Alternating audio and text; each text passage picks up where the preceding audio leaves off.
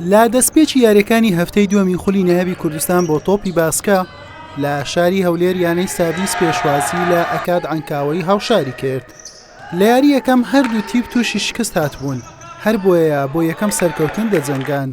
لا نیوە یەکەم ئاستی هەردوو تیپ لە یەکەوە نزیک بوو، زۆربەی کاتەکانیش بە خاڵ لە یەکەوە نزیک بوون، بەڵام بە ئاستێکی لاواز دەرکەوت و کەمترین خاڵ تۆمارکرا.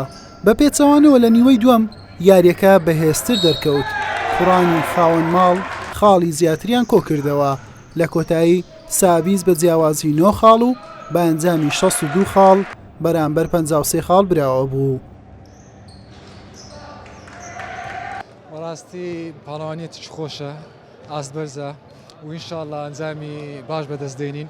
یاری یەکەممان بەهۆی ئامادە نەبوونی چەند یاریزانێک بەهۆی خوێندنەوە نەیانتوانین لە تەمرینەکان ئامادە بوون، ناستێکی خراپمان پێشکەش کرد و تووشی یەکەم شکستاتین، بەڵام ئەمڕۆ خۆشبەختانە یاری دووەممان بردەوە و بە ئاستێکی باش و پیرۆزبایی لە یانەکەمان دەکەین و پیرۆزبایی لە یاریزانەکانمان دەکەم، دەستیان خۆش بێ و ئینشاءڵڵا لە یاری داهاتوو ئاستێکی باشتر پێشکەشەکەین و چاومان لە ڕیزبەندەکانی پێشەوە ئینشاءڵڵا ئەنجامێکی باش بەدەستدێنین. پیرۆزە بۆ یانای سابیس هاردرێک بۆ یانای ئەکات ڕاستی تەمرینت مەکەین بوون ئەڤە بۆ ماوەیەکێ ئەم بێت تەمرینن تقریبا 2-3 هەیڤە بۆ هەندێک یعنی ئەسبابێت دی ئینشاءڵڵا دێ محاولێکین بۆ جارێت بهێت تەمرینێ زێدەتر بکەم پتر خۆمان دیکەن و ئینشاءڵڵا دیاستەکە باشتر بشم پێشکەشکەم.